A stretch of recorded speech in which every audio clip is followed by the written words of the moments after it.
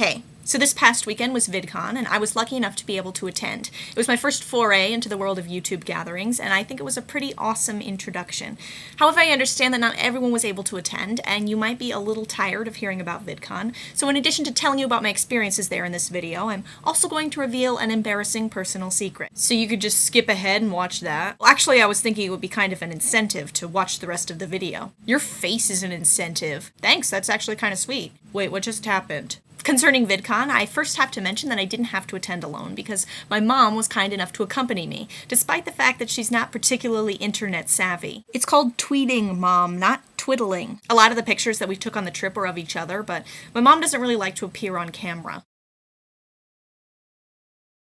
The hotel we were at was really nice. There was even a phone in the bathroom, which I think is a pretty good barometer of a hotel's quality. Also, the closets were tall enough that I could stand up in them, which I was pretty excited about, as evidenced by my face here. Now, the conference itself had some really interesting talks and lectures, and I got to see so many of the YouTubers that I really enjoy watching. And I didn't expect it, but I was actually pretty shy when it came to going up to people. For example, when I spotted Charlie Is So Cool-like across the room the first night, I did a little something like...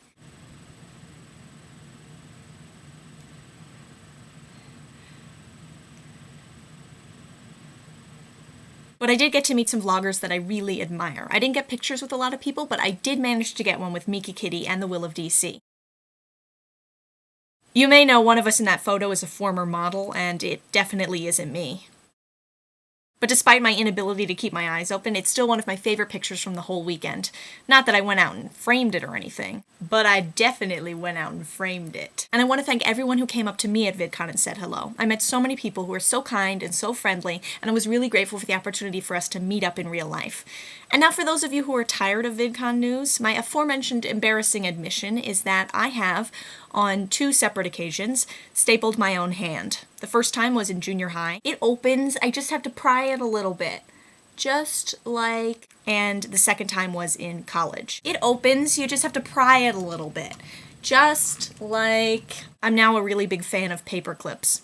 I'm sorry, but I have a VidCon regret that needs to be voiced. Of course you do. Someone neglected to pack the tiny top hat. It wouldn't fit in my bag. That's a lame excuse if ever I heard one. I notice you've made a new t-shirt. Don't try to distract me.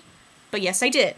This is a bovine-related pun I made while talking to the inimitable Mitchell Davis. Yes, despite it being a very terrible joke, he did very kindly say that I should put it on a t-shirt, to which I replied, I love you. I didn't say that, but you thought it a little bit. Maybe a little. Vindication! Nobody likes it when you self-congratulate.